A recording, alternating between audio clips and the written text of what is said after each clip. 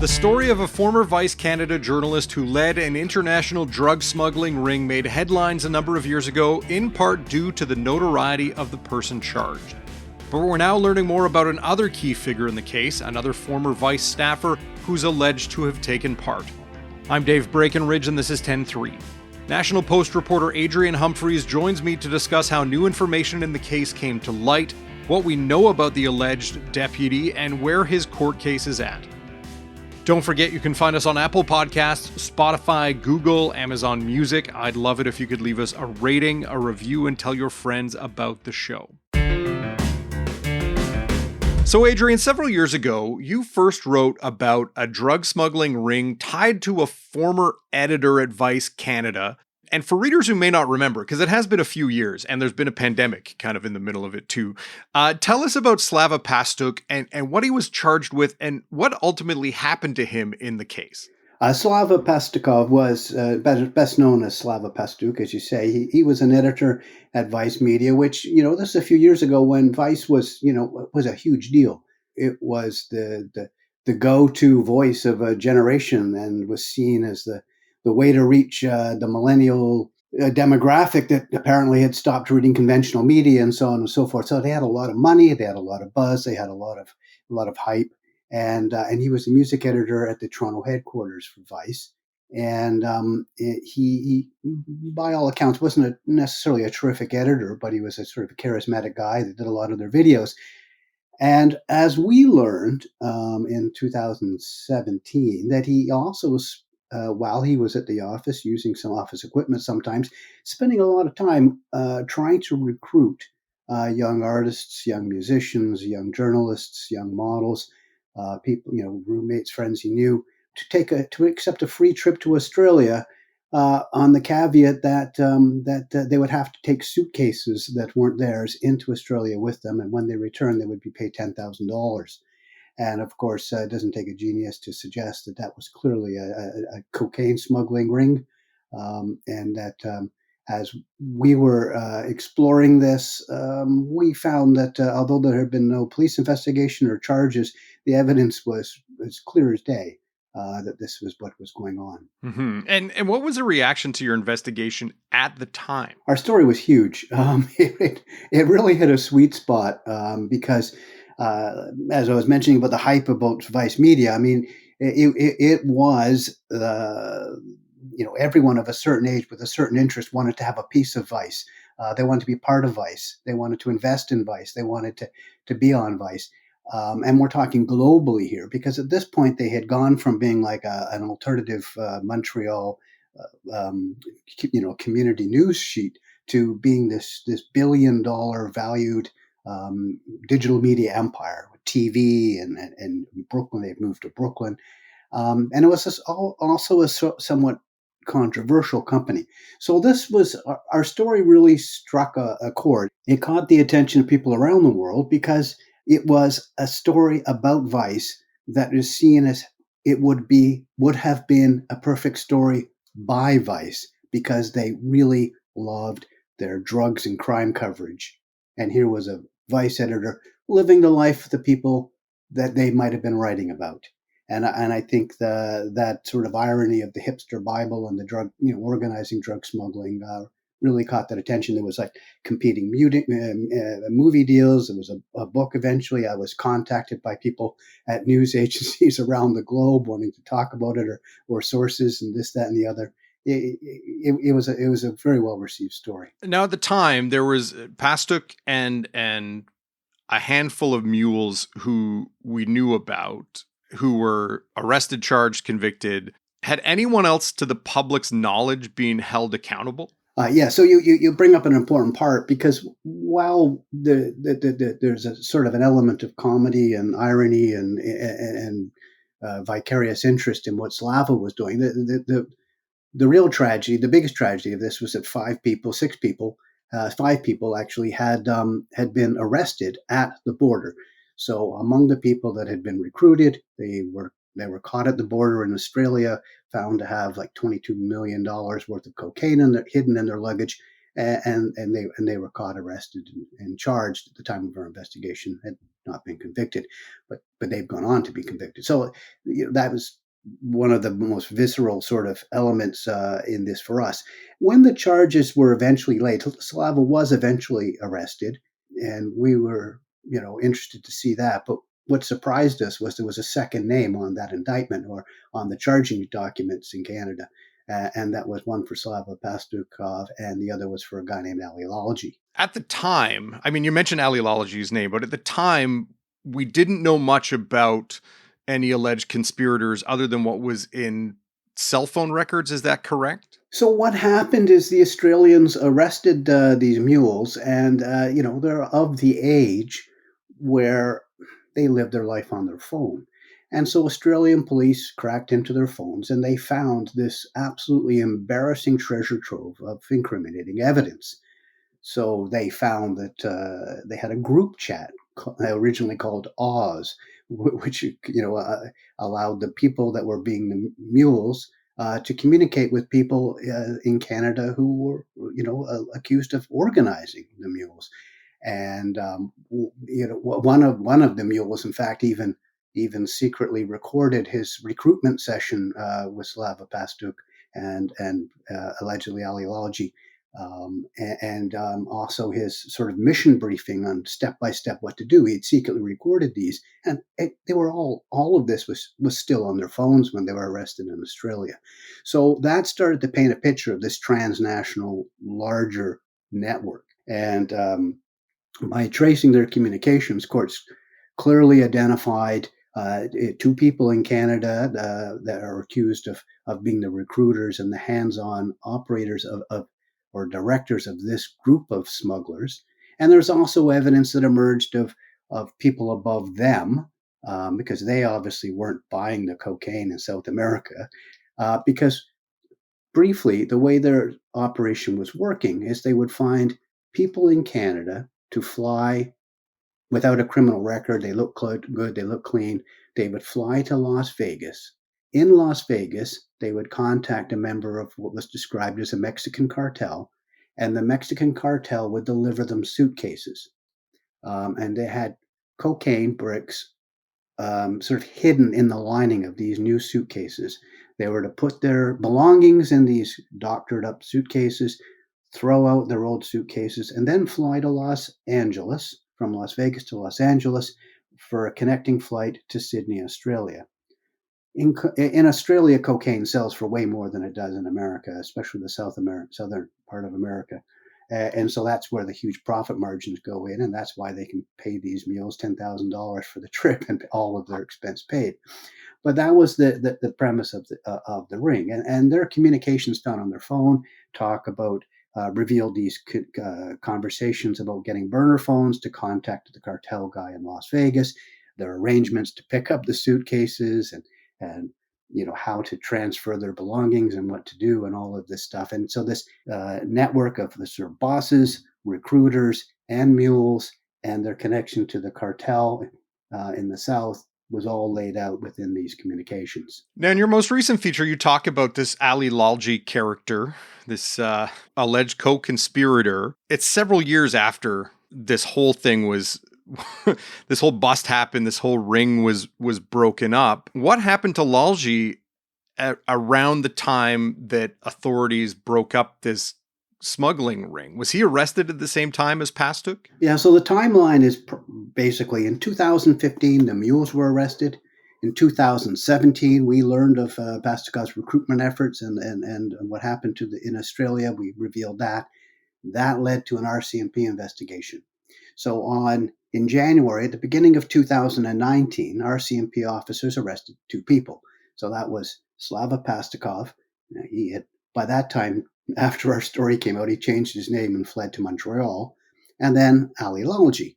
Now, Ali Lalji was a bit of a surprise to us because we didn't, his name came up only, I think, one person that we had spoken to had mentioned him, and he wasn't a known commodity, and so all of the attention focused on, the music editor, the known commodity, the guy who was sort of one of the faces of Vice, and not much attention was paid to Ali Lalji.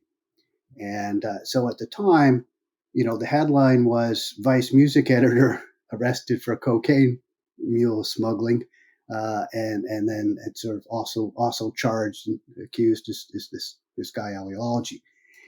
And then when these cases were going to court, Slava Pastakuk made a very clear decision. He wanted to, he found the evidence overwhelming. His lawyer had been made aware of the evidence on the mule's phones. He figured that he wasn't going to be able to beat this at all, and so his strategy was to plead guilty, wrap it up as soon as possible, get some mercy for an early guilty plea, do his time, and get it over with. Rip the Band-Aid off kind of approach. And that happened, and that made for some pretty interesting court cases, and we were there for those. And so were journalists from the United States and others paying attention to that case. Aliology, however, had a different approach, and it partly reflects his background because he comes from quite a wealthy family of means. So at the early court appearances, Pastakov had like the duty counsel, the free lawyer on hand by Legal Aid Ontario.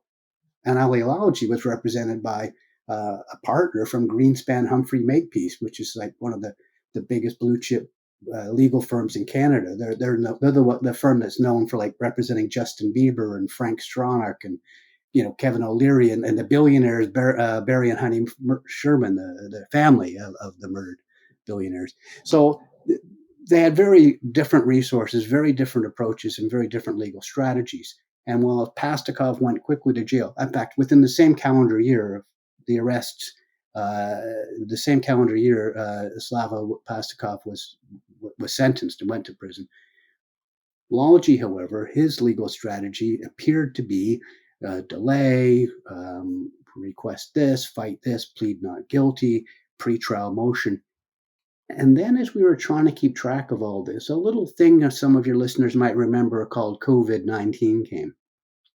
And the pandemic just upended everything at the courthouse and the media and everything. All of a sudden, no one really particularly cared about a co-accused in a drug case because, we were all supposed to be dying or doing what we could to prevent it. So, and the courthouses were shut down, trials were struggling to get online. And in all of this, us and everyone else really lost track of Aliology. What happened with his trial? What happened with the court proceedings? What have you been able to discover from court documents about the case against Aliology? The level to which Aliology disappeared from public view was so pronounced that our story recently in the National Post was, in fact, the very first news account of that he had his trial and that he was convicted at trial and that he is now appealing that conviction.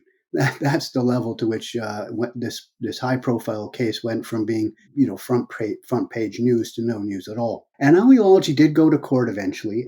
His lawyers spent a lot of time trying to do what Slava Pastakuk thought was impossible, and that was erode and chip away at the evidence. So they objected to the admission of the evidence found on the mule's phones in Australia, for instance, saying that it was a counter to the Aliology's charter rights of, having a fair trial and evidence and all this sort of stuff and the laws of evidence. And the court agreed with them.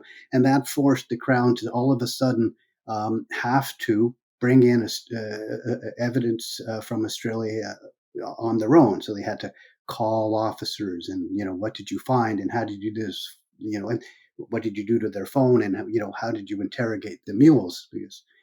And, that, took a lot of time. But eventually the RCMP had to do their own analysis of the mules' phones. They couldn't just say, here's what the Australian police found, but they did go through all of that. And eventually the evidence was presented in court. The recordings that the drug mule made of the meetings was played in court. We had to go back and get transcripts to find this out. But we eventually learned that this incredible, rich, lush detail of the allegations and the way the drug muling and recruitment worked was revealed. And it was just, kind of pretty stunning stuff. So we have this meeting where Slava Pastakov and allegedly Aliology was sort of speaking to one of the recruits named Robert Wang. He's being told about how easy it is and how the drugs are hidden so well, and even asked, they can't sniff it at the border, and they say no, they can't sniff it. He's told they can't X-ray it, and and then in this it emerges, and courts later, judges later accepted this as truth, that both Slava Pastikov and Ali Lalji had previously done a smuggling trip on their own to Australia. Um, did that, Las Vegas route and picking up the suitcases and flying to Australia, and successfully brought cocaine bricks into Australia. That's what the courts found. And this was used as a recruitment technique. I mean, this was the what better way to sell a product than a satisfied customer? And they were, and so Pastikov and was saying, I'm a satisfied customer. I did this. I wish I thought of it. It was so easy. It was incredible. And that Pastikov was saying that Ali did this too, and he went and I went, and it worked out wonderfully. And so all of this was the evidence, submitted in court. And then we had what we talked about with the text messages, and they were making plans, everything, digital and recorded, about, go see the koala bears, and I saw kangaroos, and make sure you scrub your face, get a sugar package. Go to the bathroom before you get off the plane in Australia, and get the sugar, put some water on it, and rub it on your face as an exfoliant, so you'll look fresh-faced and alert when you're at the border for their conversations. And all of this minutia of of their sort of quote unquote best practices of cocaine smuggling were all revealed in court. It was quite an interesting, more than 1,000 pages of evidence. We'll be right back. Oh, the sick day struggle is real. But with Dimetapp, it doesn't have to be. Children's Dimetapp works quickly to soothe multiple bothersome cough, cold, and allergy symptoms in a single dose. Our fast-acting formulas are designed with kids in mind, so they get everything they need and nothing they don't. Available in liquid and on-the-go chewable tablets. Tap the banner now to shop at Amazon and say goodbye to the sick day struggle with Dimetapp. Use as directed.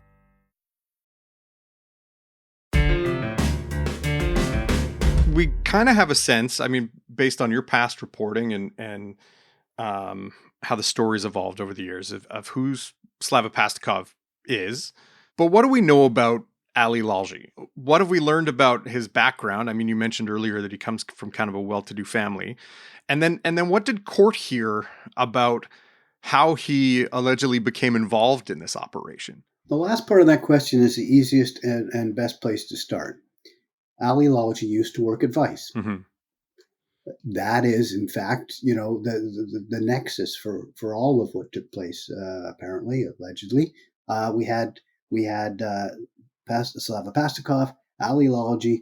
They met at Vice. They befriended each other at Vice. They had very similar interests. In fact, Ali Lalji was one of Slava's actually few real friends at Vice, and the recruitment of the mules, almost all of them had, if not all of them, had a connection to Vice. So that's the nexus. So Ali Lalji, though, he wasn't a journalist. So unlike Slava Pastikov, he didn't have a byline. He wasn't a public-facing employee of Vice. He worked in advertising. He was a businessy guy, not a words guy or a journalist guy. And so they had different backgrounds and different personalities.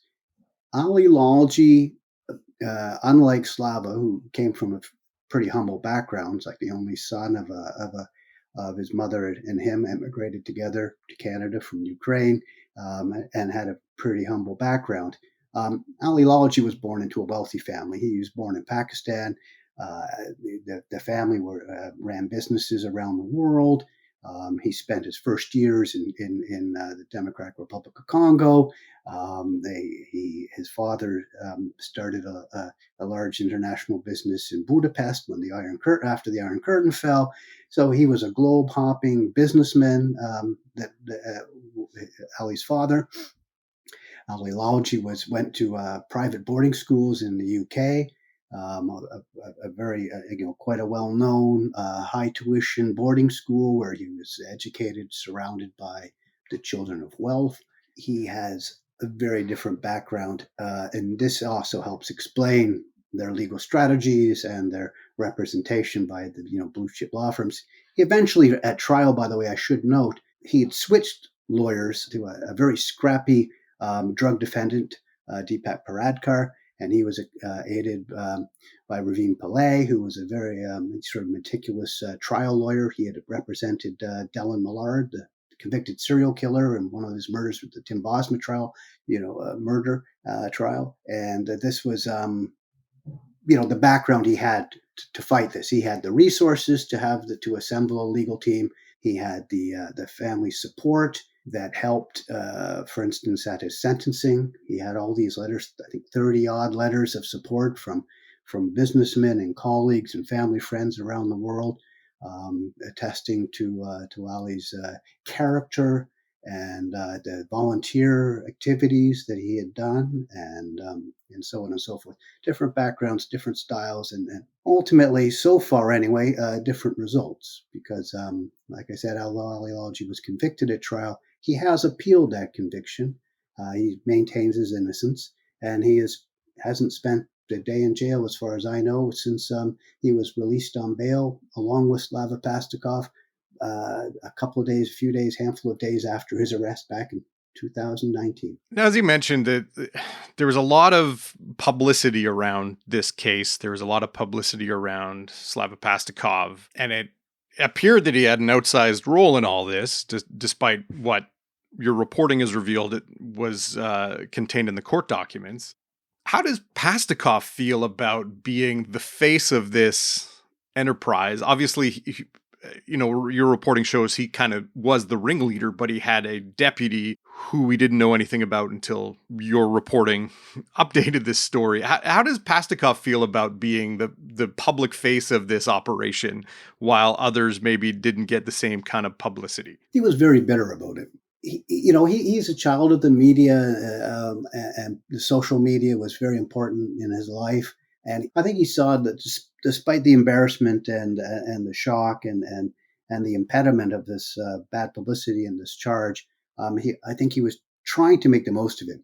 And so he cooperated in a podcast series about his case, and he cooperated with an interview with the journalist from The Ringer, a U.S. magazine, and he eventually co-authored a memoir, a book.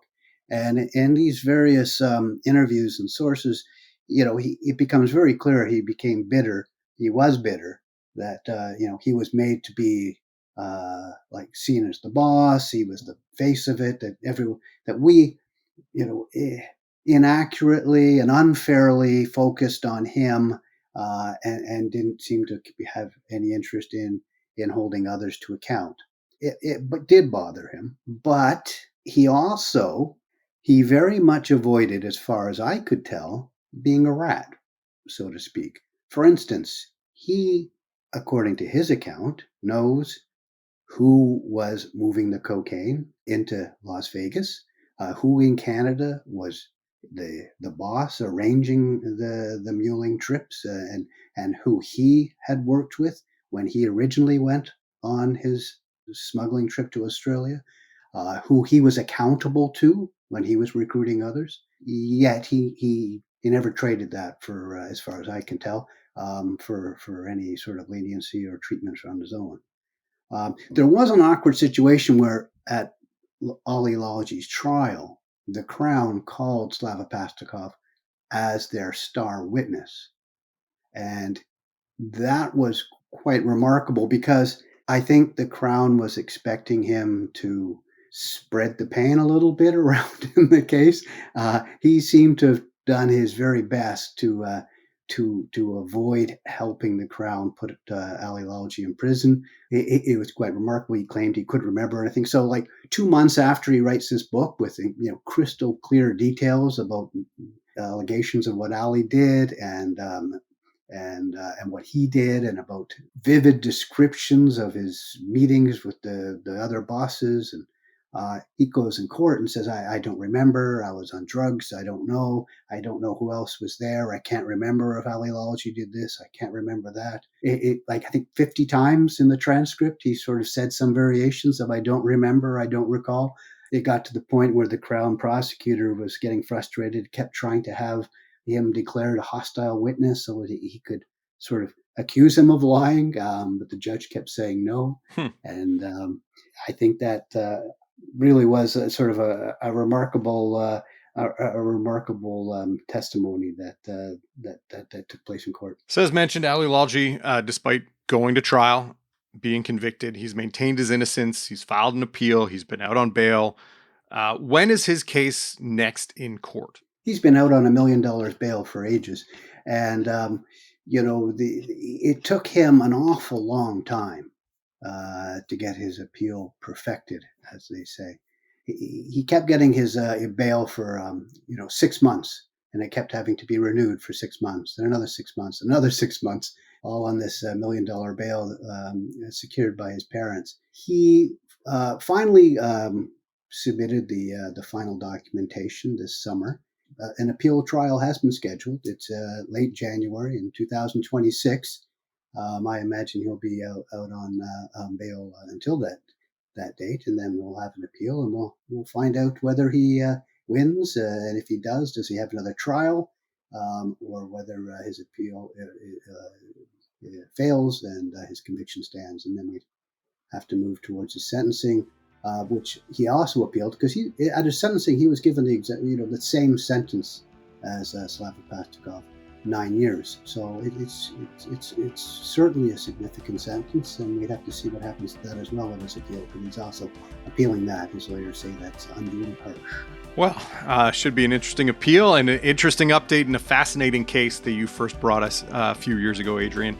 Thanks again for your time. Well, thank you for your interest, Dave. 10-3 is produced by Sean Knox. Theme music by Bryce Hall. Thanks to my guest, Adrian Humphreys. More from him at nationalpost.com. I'm Dave Breakenridge. Thanks for listening.